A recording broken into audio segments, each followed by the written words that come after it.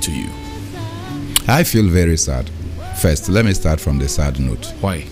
I feel very sad that Ghana, in 1958, just a year after we got our independence, rallied to ensure that other African countries got independence. So 8 independent African countries were called into Ghana on the 25th of May.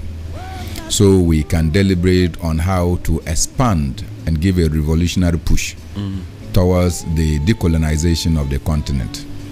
And in 1963, at Addis Ababa, Kwame Nkrumah forced the issue for continental unity.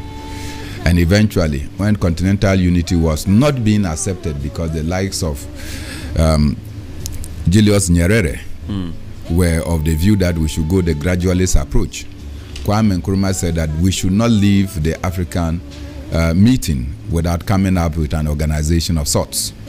And it is that organization of sorts that eventually became the Organization of African Unity, so that we still could have a common platform to discuss the issues concerning our continent.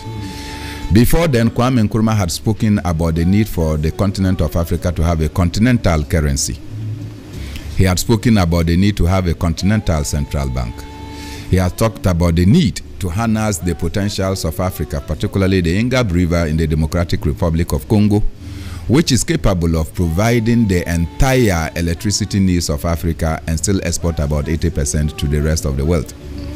That project, the World Bank, the IMF are not willing to put in resources to finance it, because if they do that, Africa will become energy self-sufficient. Right. As we speak today, several years when Kwame Nkrumah spoke about continental unity, in 1993, people gathered in Germany and called themselves Europeans, jettisoning their individual European currencies. The Germans threw away their Dutch mark, the French threw away their currency, the Italians threw away their currency, and all of them rallied, and today they have what they call the euro, which euro is now competing favorably with the dollar, and therefore no vacillations in the dollar has any major impact of the euro. So if you sit back and watch that there was an African political prophet called Kwame Nkrumah who could foresee the power of a currency, a united currency, and that united currency had the potential of taking away the depreciations that we suffer in our African currencies. Hey, if I have to leave Ghana and travel to Nigeria, I cannot spend my CD. Yes. So what do I do? I have to convert into a dollar or into euro or probably into the yuan.